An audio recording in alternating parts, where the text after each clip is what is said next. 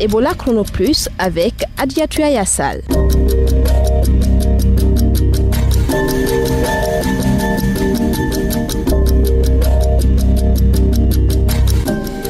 Bienvenue à tous, très ravi de vous retrouver pour ce nouveau numéro d'Ebola Chrono Plus. Ce samedi 13 février, le monde entier célèbre la 5e journée mondiale de la radio sous le thème « La radio en situation d'urgence et de catastrophe ». À cette occasion, l'émission Ebola Chrono Plus vous propose une émission spéciale axée sur des témoignages de journalistes humanitaires. Au sommaire donc de cette émission, le rôle des radios locales dans la lutte contre Ebola en Guinée. Vous aurez plus de détails dans un instant. Que pensent les citoyens du rôle joué par ces radios? Vous les entendrez. Également dans cette émission, un témoignage sur le rôle joué par les journalistes au Libéria. La radio en situation d'urgence ou de catastrophe, nous parlerons du cas spécifique d'Haïti. L'invité du jour, Pierre Mignol, formateur, nous parlera du journalisme humanitaire.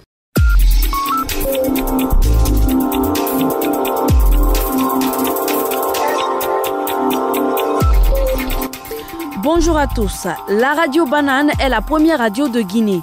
Elle a été mise en service bien avant l'indépendance en 1935 par la France. Elle avait pour objectif de parler du mouvement des navires qui exportaient des tonnes de fruits. Et après l'indépendance de la Guinée en 1958, elle change de nom. On l'appelle désormais la radiodiffusion nationale. Depuis cette date, plusieurs radios publiques et privées ont vu le jour en Guinée. Des radios qui ont contribué récemment à la lutte contre l'épidémie d'Ebola. En Guinée forestière, par exemple, la peur, les rumeurs et certaines croyances avaient favorisé une propagation rapide de la maladie dans cette région. Une propagation qui a baissé grâce aux radios. Pour en parler, Alexis Collier a rencontré Jérémy Soupou. Il est formateur en journalisme humanitaire. Les radios se sont très impliquées dans les différents messages pour essayer de donner le plus d'informations possible aux populations sur cette maladie. Ça n'a pas été facile. La compréhension même de cette maladie, avec les différentes habitudes, la tradition, la coutume, tout ça, ça n'a pas été facile du tout. Mais je pense que c'est grâce aux radios locales que les réticences, les doutes ont été dissipés. Le fait que les radios locales travaillent en langue locale pour donner des messages, ça a mis en confiance la population qui a finalement adhéré à la lutte contre cette épidémie. À un moment donné, nous sommes allés au centre de traitement d'Ebola de Nzérékoré pour rencontrer un guéri.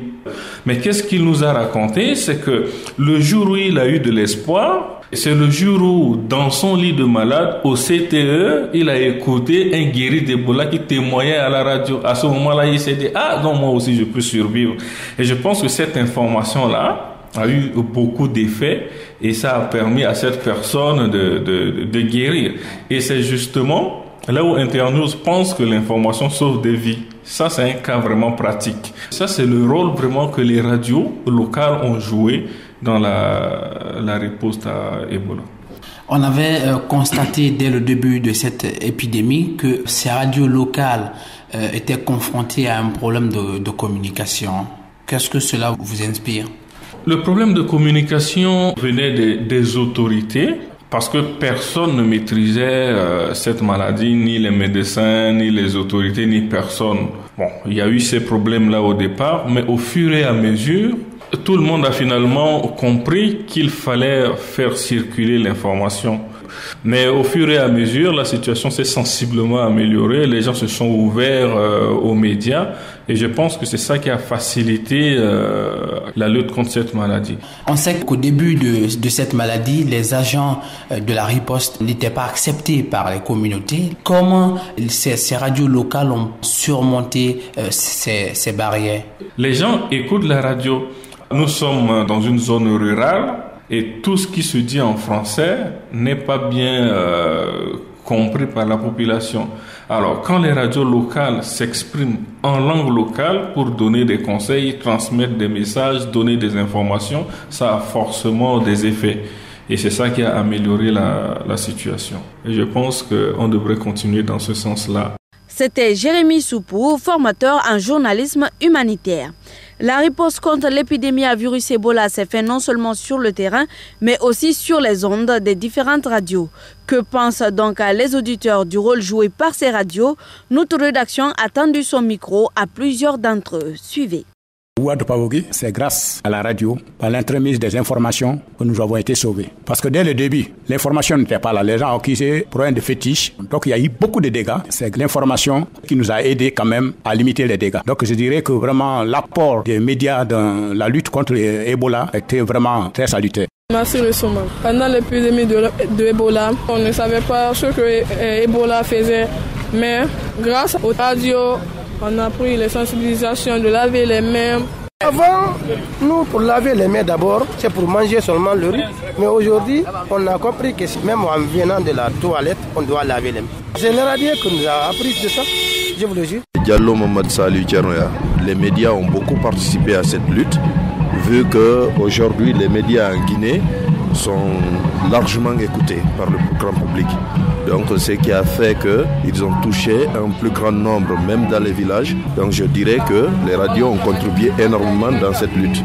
Balde Mariam Bobo, la radio a lancé les infos. Elle nous a guidés dans nos pas, à nous obtenir les informations qui sont passées par les médias, la sensibilisation de la jeunesse, des hôpitaux, des déplacements.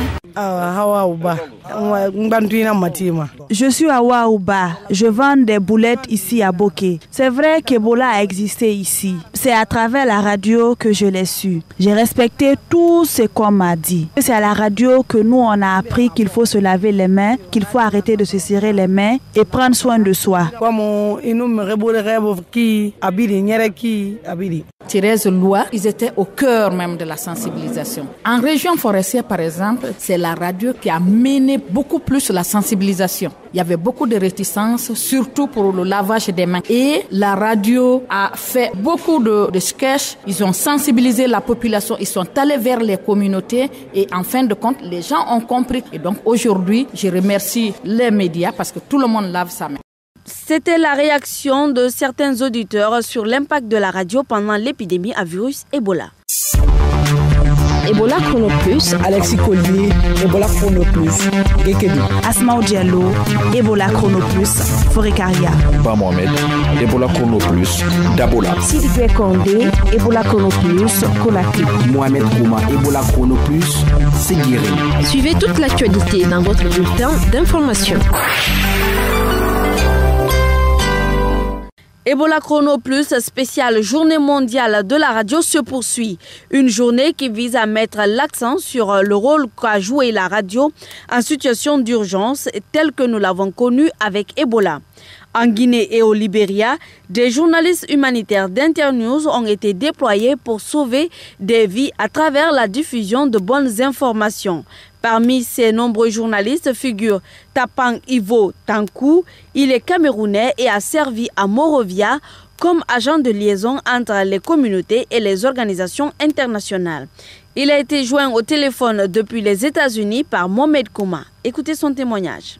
Toutes les informations que la radio communauté les journalistes dans la radio communauté a me donné, je transmettais à les organisations humanitaires. Et si la radio n'a pas existé, ça va bien avec beaucoup de problèmes parce que beaucoup de gens qui vivent au Libéria, ils vivent dans les communautés et ils suivent la radio beaucoup, plus que mes collègues même qui travaillent dans les organisations humanitaires, ils suivent la radio beaucoup. Ça va créer le problème entre les communautés et les organisations humanitaires si vous n'avez pas une stratégie pour travailler avec les communautés. Peut-être un dernier mot par rapport à cette journée mondiale de la radio. C'est pas facile pour travailler sans la radio dans tous les pays. C'est pas facile pour travailler sans la radio dans les communautés. C'était Tapang Ivo Tankou, journaliste camerounais joint au téléphone depuis les États-Unis. Autre témoignage, c'est celui de Franklin Moliba Cessé, un journaliste humanitaire qui a évolué dans plusieurs pays en situation d'urgence. C'est le cas en Haïti après le tremblement de terre de 2010 où il a été l'un des premiers journalistes à prendre l'antenne. Pour lui, un journaliste humanitaire doit prendre un engagement personnel pour sauver des vies. Asmaou Diallo l'a joint depuis les États-Unis. Suivez. Alors, bonjour Franklin, vous êtes journaliste humanitaire et vous avez évolué quelque temps en Haïti. Parlez-nous un peu de votre expérience dans ce pays-là, quand on sait que c'était la radio en situation d'urgence. C'était un événement qui a causé la mort de milliers de personnes, mais aussi a fait trembler la terre, mais écrouler toutes les radios de la place. Et on s'est retrouvé dans une urgence d'information parce que les gens cherchaient à savoir où trouver de l'eau, où trouver de la nourriture, où trouver les tentes, où trouver les premiers secours. C'était important pour qu'on puisse passer ces informations, mais on n'avait pas d'antenne, on n'avait pas de journalistes, on a pu monter des radios d'urgence immédiatement après le tremblement de terre. Ça, c'était dans le contexte de l'ONU. Et après, j'ai rejoint Internews un peu plus tard, qui avait un autre programme et un DK, Information Nodo-Ekone en créole, qui était une information aussi service, parce que là, on était en train de passer les informations utiles pour sauver des vies de gens qui étaient informés pour savoir où est-ce qu'ils devraient trouver de l'aide d'urgence. Bien sûr, Franklin, on s'en souvient. Voici un extrait de l'émission de Haïti. Information nous doit connaître. Bonjour, bonsoir pour nous toutes. C'est toujours un grand plaisir pour nous jouer nos branches Radio Panlan. Merci pour fidélité nous. Dans Fort Liberté, appliquer principe pour traiter de l'eau pour combattre le choléra, était un gros tête chargée pour quelques citoyens zone. Plus de détails. Alors justement, vous avez fait aussi un tour ici en Guinée pendant l'épidémie de la fièvre Ebola. Qu'est-ce que vous retenez de cette expérience-là? C'est vraiment une expérience assez particulière. On sait aussi que les gens, oui, ils veulent avoir le médicament, oui, ils veulent être traités, mais oui, ils veulent qu'on puisse tenir compte de ce qu'ils pensent. Et ça, c'est un peu la spécificité de la Guinée. Je pense que ça a changé aussi l'approche d'intervention humanitaire, et le journaliste, dans ce contexte, devrait jouer ce rôle capital, non seulement de dire que voici l'aide et voici comment l'avoir, mais aussi de remonter l'information de la base aux agents humanitaires, et donc possibilité d'ajustement. Vous êtes journaliste humanitaire. Parlez-nous de votre meilleur souvenir dans ce métier-là. C'est mon passage en Haïti, parce que j'ai passé dans ce pays quand même 5 ans et j'ai pu voir des événements considérables en train de se passer. Lorsqu'il y a eu le tremblement de terre en Haïti, il n'y avait plus de radio. Toutes les radios s'étaient écroulées. Le lendemain, nous, on s'est battu pour mettre en place la toute première radio.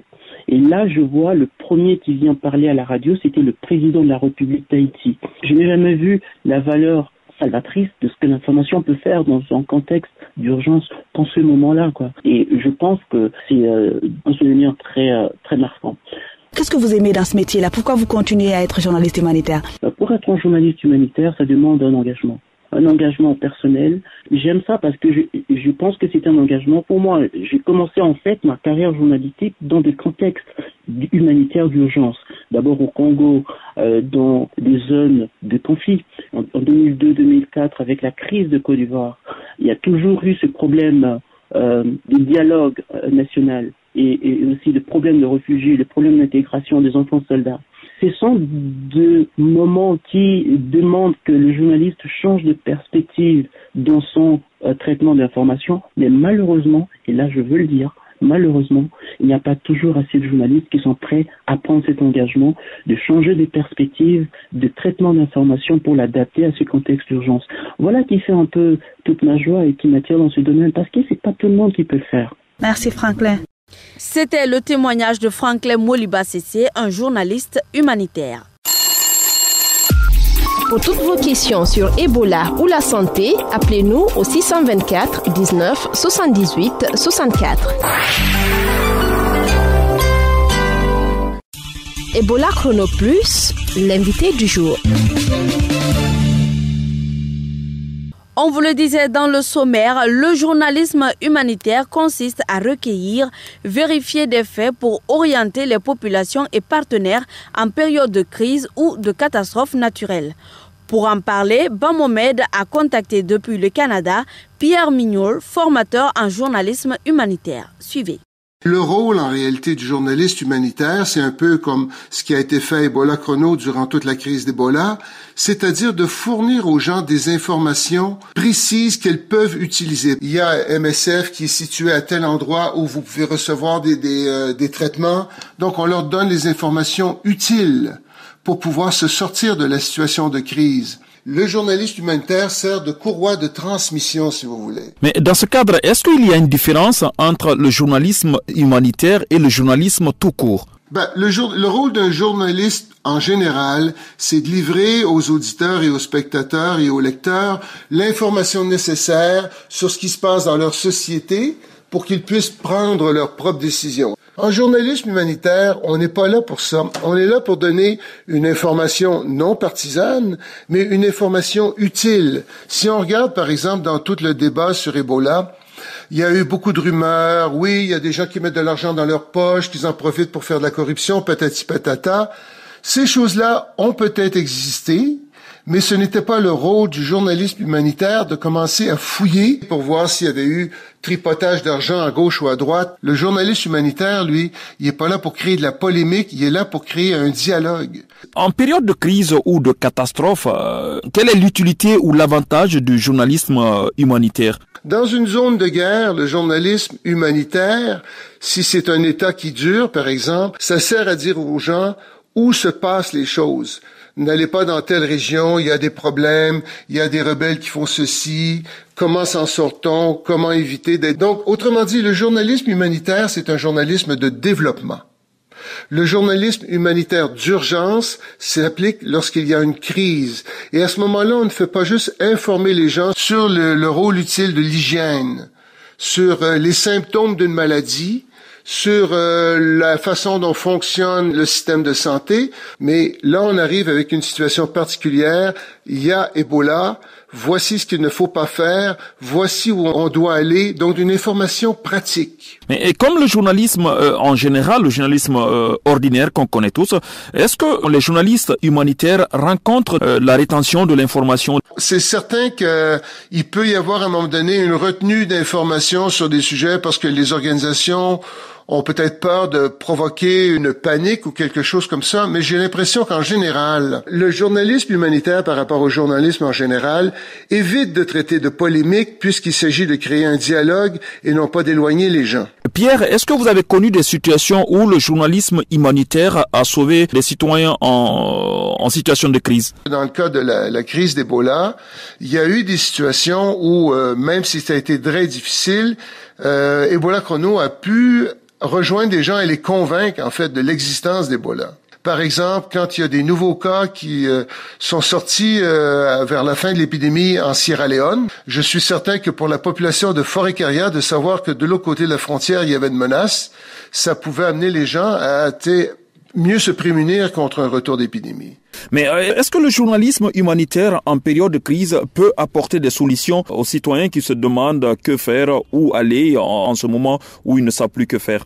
Quand il y a un tremblement de terre, c'était le cas en Haïti il y a quelques années, il n'y avait plus aucun moyen de communication qui a subsisté, si vous voulez. Donc, quand on a remis sur pied un système de communication pour être capable de rejoindre les gens, ou qu'on le fait de façon urgente avec un émetteur localisé, les gens débarquent et disent « OK, écoutez, si vous allez dans le centre-ville, il y a un camp avec MSF qui a été mis sur pied, et à côté, l'UNICEF fait des distributions de nourriture, etc., etc. » On dit aux gens où sont les services qui peuvent répondre à leurs besoins primaires pour assurer leur survie. Alors, comment devient-on journaliste humanitaire? Le journalisme humanitaire, c'est du journalisme. C'est uniquement le sujet qu'on couvre qui change et l'approche qu'on utilise. C'est-à-dire qu'on choisit de faire du journalisme qui vise à donner aux gens une information utile maintenant. Est-ce que le journalisme humanitaire aussi connaît des contraintes dans l'exercice du métier de journalisme humanitaire? Je crois que fondamentalement, là,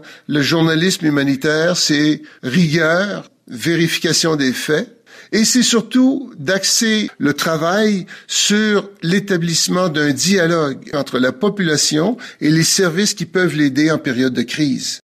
C'était Pierre Mignol, formateur en journalisme humanitaire, joint depuis le Canada. Voilà, chers auditeurs, ainsi s'achève cette émission spéciale Ebola Chrono Plus, journée mondiale de la radio. La rédaction en chef était assurée par Afu Amata, la technique Mamadou Kone, assisté de Cabinet Sano et la présentation Adiatou Yassal. Merci de votre attention et prenez soin de vous. Au revoir.